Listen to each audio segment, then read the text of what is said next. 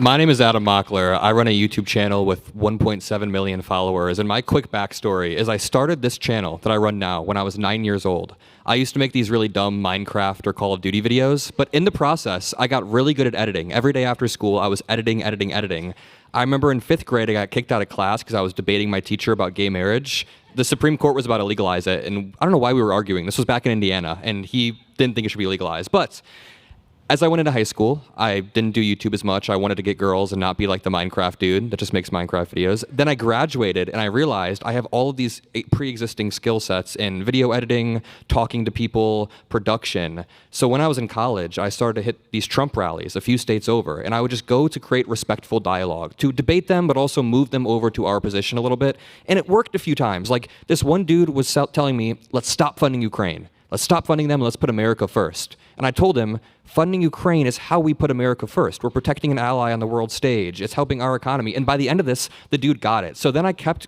going into debates and going to Trump rallies with the philosophy that we just need to have conversations and talk to people. Most of the time, it's not that simple because they're just like really dug in their position. But since then, I've been debating more and more. I do a lot of debates on CNN now. I do debates on Jubilee. I've got my 1v20 Surrounded filmed, but they're editing it right now. So all of that is to say, I just do debate online. Yeah. Awesome.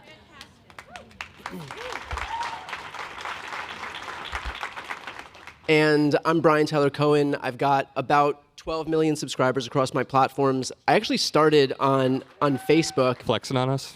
I started on Facebook, and I had worked for a different political media outlet, maybe around 2017.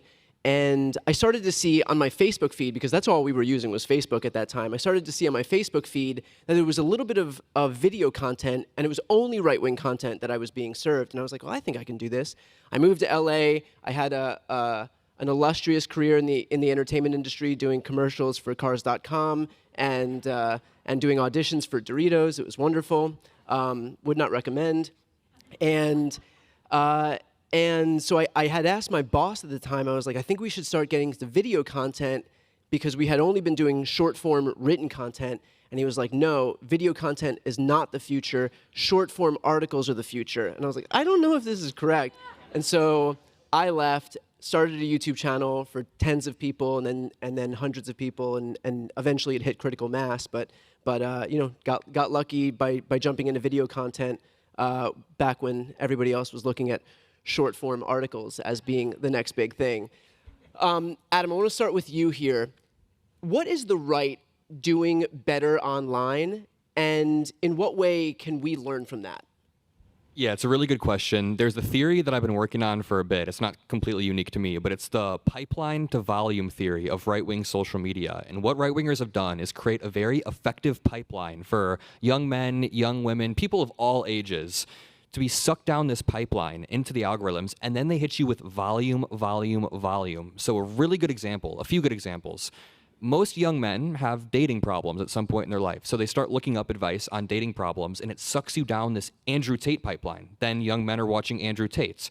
Or say somebody is just, you know, just learning about AIPAC and they're against AIPAC. Now that's taking you down a Candace Owens pipeline, where Candace Owens takes you to the most extreme position. Young mothers are currently being sucked down an anti-vax pipeline. People who just want to work out. You just want to work out. So you're scrolling through Instagram and eventually you're hitting Maha, Make America Healthy Again. The point is, there exist all of these pipelines to suck you down into the extremes. And then once you're at those extremes, they hit you with volume. Think about how many times Elon Musk posts every single day. It's not just 10, it's not just 20. He posts like 60 times a damn day, and each post gets 5 to 10 million views. This guy has a lot of narrative control and attention, and that's what right-wingers do so successfully. So I'm not going to do the whole, like, Charlie Kirk was practicing politics the right way, but Charlie Kirk was practicing online warfare the right way, and he built up this clipping infrastructure to suck people down it and then hit them with that volume over and over. So something that I say is, like, for every one clip of Charlie Kirk saying that MLK Jr. was a bad guy, we should have 5 clips of us explaining basic Black American history. Like, where are the clips on our side of us explaining redlining to a Trump supporter at a college campus and changing their mind? Where are the clips on our side of us just explaining why vaccines are important to people on a college campus and changing their mind? This is the type of content that we need to break through, and we don't even have to just mirror the right-wingers, but they have a lead on us. Yeah. I think that's a great point. And so in terms of fixing that, what do you think would be the best avenue? Is it just pumping people into the space? Is it getting as many pro-democracy, left-of-center creators into the space as humanly possible? Yes, I mean, that's a good start, but it's not just about pro-democracy creators in a certain space. It's about the breaking through part in the algorithm and hitting these cultural spots. So, I mean, we currently live in like an attention economy, obviously, and the people that have figured that out are Trump and Gavin Newsom now. Gavin Newsom really understands what he's doing, and he's breaking through. And if you want proof of that, just look. Some people have heard of him. Yeah, at least some people have heard of him. If you want proof of how much he's breaking through, just look at Tuesday nights. His attention converted into votes. So I think that we need to build up the clipping infrastructure. We need to be out in these spaces. That's why I go. We were just having this conversation. Part of the reason I go on CNN is because if I cede that space and let Scott Jennings just walk all over the panel or whatever, then that makes our side look bad. So it's important to get out there, debate, clip it up, and just be confident and ferocious in what we believe. I want to add to that, because I do think that's a really important point of view, the systems in which we can create for distribution. But I also don't really want to hold space for the white supremacist network that exists that's perpetuating the systems of harm against us. And I do think our way out of this moment is storytelling. So I'm going to use this space to name people who've been wrongfully abducted by this administration. 18-year-old None Ramos and her mother, 45-year-old Estela Ramos, were deported to El Salvador wrongfully. And upon getting there, they felt so unsafe, they stayed in their home, and Estela Ramos passed 2 months after reaching El Salvador at the age of 45 from stress and anxiety. And I think when we think about what the right is doing well, they're doing a lot of things wrong. And I don't know if you've seen in your algorithms, but I think the stories that are compelling people to get up and go are the stories of those with the lived experience. And that's looked like polka dot dress lady showing up in New York and fearlessly fighting ICE on the ground. It's showed community gathering in Portland and wearing silly costumes and frog outfits that now you see people in London and all over the world copying. You now see people defending their communities in Chicago after their children's daycare teacher was abducted from the classroom and leaving the children completely unattended. So, yes, I think the right is doing a lot of things wrong, and I don't really think that we should look to them for anything. I think we should just keep going in storytelling because the power is in the people. Sure, Gavin Newsom out there did Prop 50, thank you, I guess. But you know what also happened? Mamdani ran a campaign that was completely centered for the people, and the people won on Tuesday. So how do we keep centering the people? Just to cap that off, we're in an online war, and we can't cede any ground. So in terms of, I had heard both of you discuss the algorithm, and having worked in this space myself, I know that there's plenty of content that's going to do really well, plenty of content that might be more movement focused, that I know in advance isn't going to do as well as some other stuff. And so how do you think about content that you're creating specifically for the algorithm versus content that you're creating to help amplify the movement more broadly? Content made for the algorithm versus the movement. So I guess, as I mentioned, we center the voices of those with the lived experience on feminists, and that we use our platform to amplify different voices. And that looks like having an intersectional perspective, international, intergenerational, and always intentional. And I think that by just doing that organically and finding those authentic stories, we're able to kind of break through. I don't typically make things that I feel like the algorithm's going to pick up, because a platform like Feminist is censored by the algorithm constantly. We will put out something that's extremely important that people need to know, and we'll see that it gets hundreds of thousands of views. We put out a video of a man taking his daughter to school, and it's a feminist man video, and it reached millions of views. And you're like, interesting. So how do I sneak these messages into these videos that I know hit the chords of the people? So I think that you can play with the algorithm, you can try to make content that you think will hack it, but ultimately nothing is more powerful than sharing a story of somebody who's doing something in their community, inspiring someone. Because I do think that people are looking for that hope core content, and it seems to be working. Yeah, so to build on top of that, I think a function of breaking through would be volume posted every single day. Like, how many times does feminists post on Instagram per day, if you had to guess? 4 to 6. 4 to 6 times per day. That's about how many videos I post on YouTube per day. It's like 4 to 6. Sometimes it'll be 8. Sometimes it'll be 3. You probably do like a good 4 per day. Yeah, I'd say 4 to 6 long form, maybe on average 5 short form. Boom. 5 short form videos a day, and you're one of the biggest creators in the space, right? It's because volume really does help break through. That's a simplistic way of looking at it. But again, like, Elon Musk is out here tweeting all day. Trump is out here tweeting all day, and we are fighting an uphill battle. We're like Sisyphus pushing the boulder up the hill, and then every day we have to reset because Elon Musk starts spreading white supremacist BS again. So part of it is volume. I mean, that's anything in life. You keep trying over and over, and you're going to have more breakthrough moments. Part of it is being unique to yourself. I think that there's a lot of, oversaturation in certain spaces where you can do the same thing as someone else, but really carving out your own unique voice, as you guys have on stage and as we all have, I think really is important in carving a path. So volume combined with personality helps to break through online.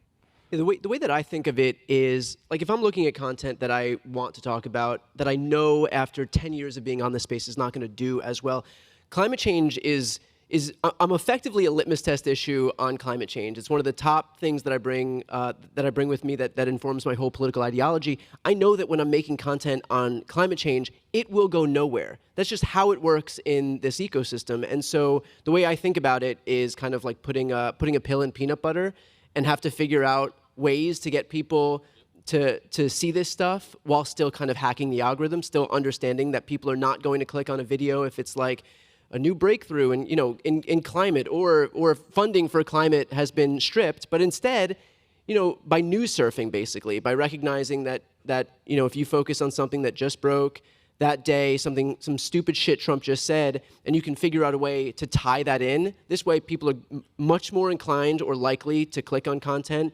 that's relevant or on some topic that they're more interested in. But once you've got a captive audience, then you can serve them the information that you want to serve them. And so I think the way I think about it is kind of like that. To build on that too, I mean, I have a really good specific example of this. A few weeks into the government shutdown, I interviewed Minority Leader Jeffries, and if I would have named it Adam Mockler Talks to Jeffries, it would have gotten like 6,000 views or whatever.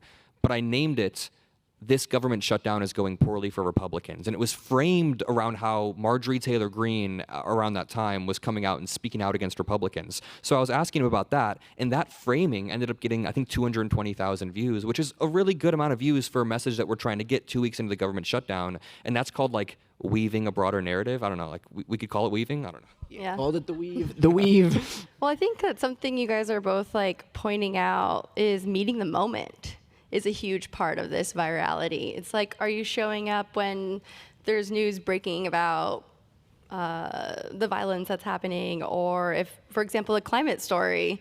We met the moment with like the Jamaica hurricanes last week that devastated the entire island, and we were seeing that people were talking on TikTok, and it was so surprising how Instagram major news outlets weren't covering it. So what we did is we went straight to the people on the ground, and we were like, hey, like, what's happening there? Brought that conversation into the Instagram platform, and then started to see other people talk about it. But it's almost like when you're meeting the moment, to your point of like, how are you catching the algorithm by like something else that's like trending? I think it's like that also applying that intersectional like framework.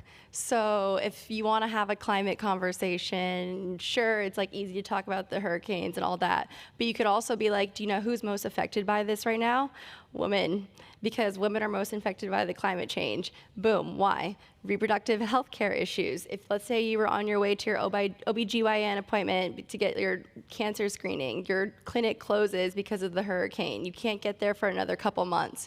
God forbid something's wrong with you. Suddenly, that's like a larger conversation that you can have with your community. And so I think it's like more than just responding to the Trump or the MAGA of all of it. It's like, well, how are we actually talking about these issues that are happening in like current day, like affecting us, and then keeping people in for the longer conversation around it? So this underscores obviously the broader shift toward not only narrative that we're seeing from the online space, but being told by the creators themselves. And so working in politics, obviously there is a huge disparity between the effectiveness of independent creators in this space and the politicians who are in this space as well. And so, Adam, I'll start with you on this one. What do you attribute that glaring disparity to, where you've got these independent creators who are reaching millions of people online, and yet we have Democratic leadership who may not be as effective at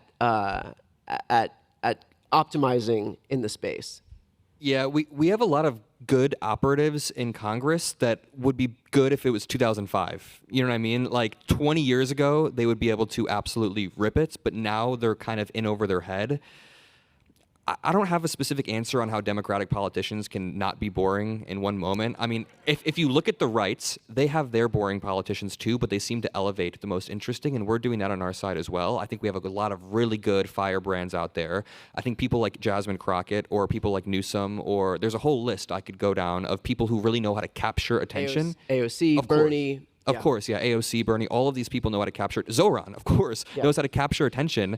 I mean, let's just use him as a really good framework. He went out there and he focused on just a few issues that people care about. He really talked a lot about affordability around New York City, and he used a social media campaign that was incredibly viral, captivating, and energetic to reach audiences in his area and nationwide and globally, I guess. And I think more Democratic politicians can follow that model, but not every politician should follow that model. Like, not every Democratic politician needs to be going out there making TikToks, but... Yeah, seriously. Do you think that we're in an...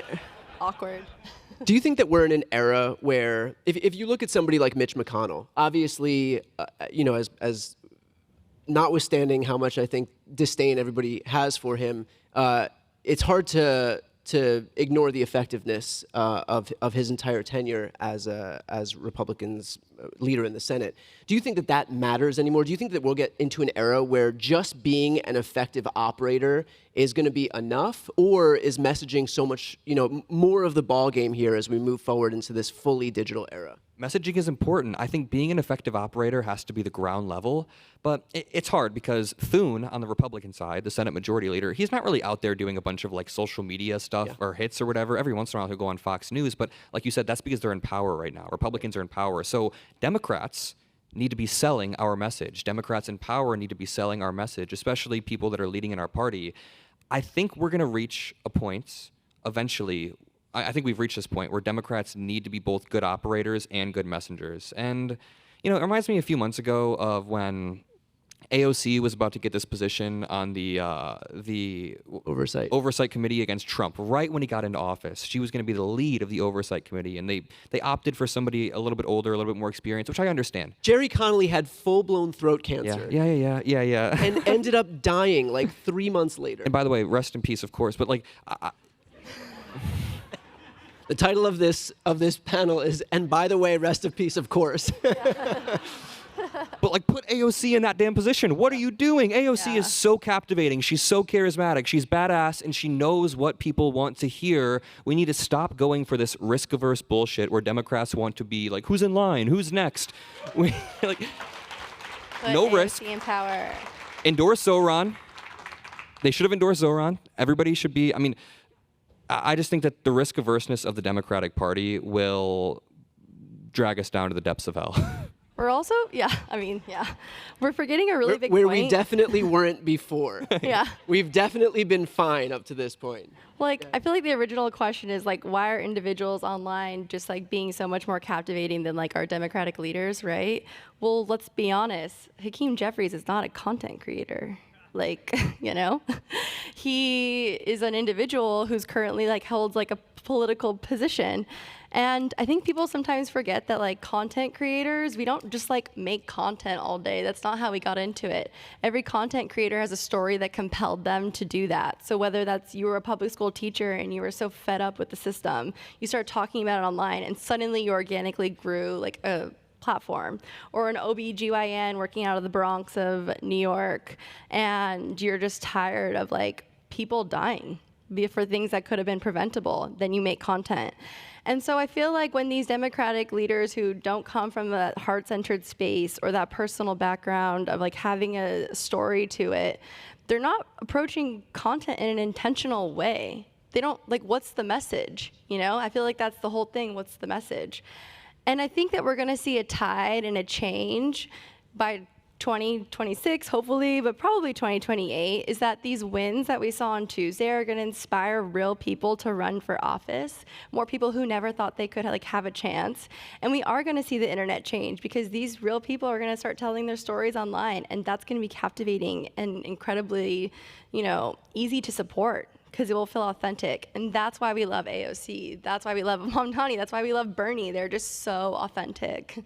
So do you have confidence that it seems like what's happening now is we have a lot of Democratic officials in place that are trying to learn how to basically operate in this space? Do you think it's going to be will there ever be a point where we see these people who are already in office, who are not digital first, suddenly learn how to optimize in this space, learn how to be effective communicators? Or is it kind of like, I mean, a fool's errand to think that Chuck Schumer or Hakeem Jeffries or any Democrats in leadership or the Democratic Party more broadly is ever going to be effective at owning this space versus people who grew up surrounded by this, grew up and know how to run a digital first campaign? People like Zoran, people like AOC.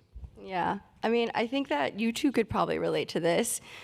Making content, telling stories, and putting yourself out there feels so organic and the right thing you should be doing. There's something in your body that makes you feel like you should be doing this.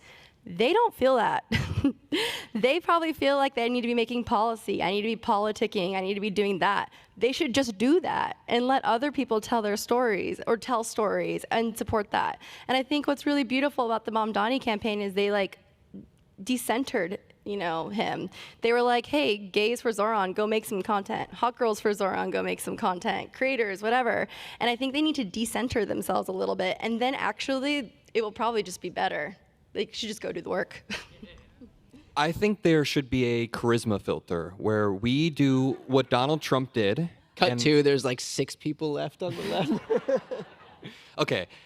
This is going to be controversial because I'm going to be pointing to the right doing something correctly. Not correctly, but stumbling onto something here. But when Donald Trump got into office, he appointed his cabinet members as like Fox News hosts. He legitimately was plucking people off of Fox News. I mean, he says himself that central casting is especially important for him. He wants people to look the part. And there's a reason that he goes into these spaces where all of these people already know how to do this, already know how to sell themselves, already look good on camera. And I'm not saying that's what we should do. I'm not saying like we should completely copy that, but there is something to that. There is something to having the most talented interlocutors rising to the top rather than trying to force untalented interlocutors into doing something that they don't want to do. So I think the charisma filter would be we take the most charismatic politicians and we rise them. We have them rise. Get AOC in more places. And yeah. Could we have also a filter on like people's like, I'm sorry, but some of these people really need to retire.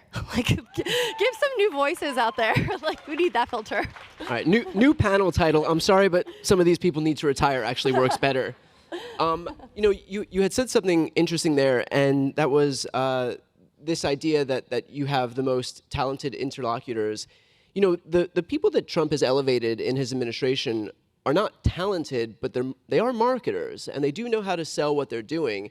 And so I'm curious how you're thinking about that, because oftentimes the people who are best at what they do are not going to be the ones who are super adept at going on TV or going on podcasts and selling the things that they're doing. And frankly, the Democratic Party has had a long-standing issue with selling their accomplishments. I mean, you go back to the Obama administration, and the Affordable Care Act now is so popular, but only by virtue of the fact that we have 20 million Americans who have health care as the result of it.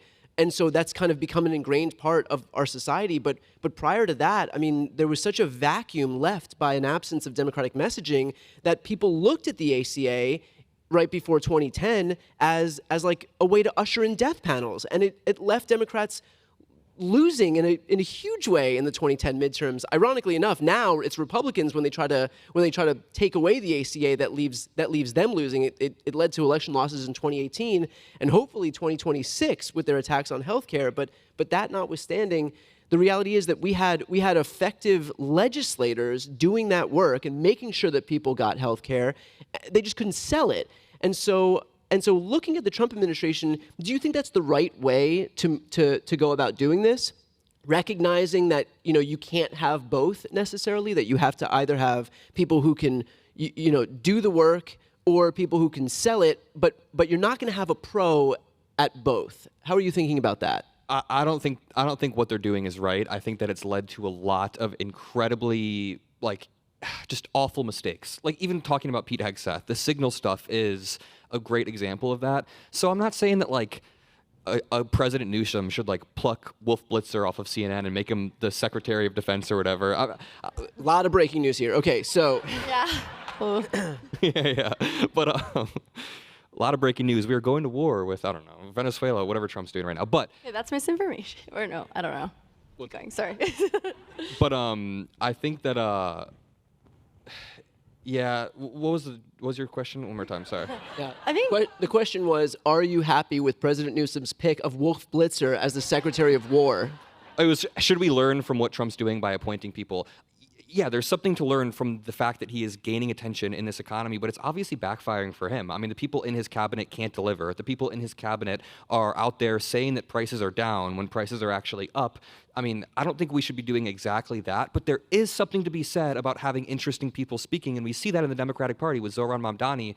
I honestly think a lot of this comes down to leadership. The leadership, whichever leader emerges, the onus is going to be on them to put together a good cabinet around them of captivating people. It's leadership. Yeah. Mm-hmm. I think something that a lot of folks are looking at right now, as we're in this situation where we have leadership that are not effective communicators, is okay. Why don't we just kick the can to other people who are effective communicators? If Chuck Schumer and Hakeem Jeffries are not going to be effective on TV, okay, they'll be in leadership, they'll be doing what they do on the political side, but we still have the AOCs of the world who can communicate effectively. Do you think that is a tenable position? And we'll do quick answers on this, and then we'll wrap. But I want to add to your is the Trump marketing thing. Let's be honest, none of us are buying what he's selling, so he's clearly not doing it right. But he whooped us. But look at what's happening now. Approval rating is low. No one's happy. He keeps putting out these horrible policies. I don't think he has a roadmap that we should use. I think it's a little makeup on a pig situation, I think the idea that there's nothing we can reflect on or learn from the rights is myopic. I feel like there's at least things that they've stumbled upon that we can look at and learn from. Some things, right? Like Trump beat us twice. That shouldn't have happened. That shit should not have happened ever. Trump shouldn't have beat us once. He beat us twice. We clearly have to do some sort of self-reflection. Yeah. That's a big question, though, because it wasn't just Trump. It was also the platforms that we use, taking it back to this conversation that we're operating in a digital space. Where's the accountability for Meta for sowing so much misinformation and disinformation? People were lied to, and nobody is doing anything about it, or they're not doing enough. And what we're looking at for the future is an algorithm that's going to be full of AI content that people aren't going to know what's what, because we're not actually creating the infrastructure to tell what's what in our schools. And so what's probably going to happen by 2028, doesn't matter if you marketing, you're on TV, whatever, there is going to be so much misinformation that people are just going to revert, and they're going to be I want organic ways of getting my information and connecting with community. And it's not going to look like, people probably saying, I'm a Republican, I'm a Democrat, I'm voting this way. It's actually going to be a lot of independents who are just so confused what is truthful and so tired of lies. Yeah, and in terms of spreading that truthful message, you guys are great stewards of exactly that. So I want to thank both of you on this panel here, Ky and Adam. Thank you. Appreciate your time. Thanks, everybody. Thank you, Enjoy Brian. CrookedCon.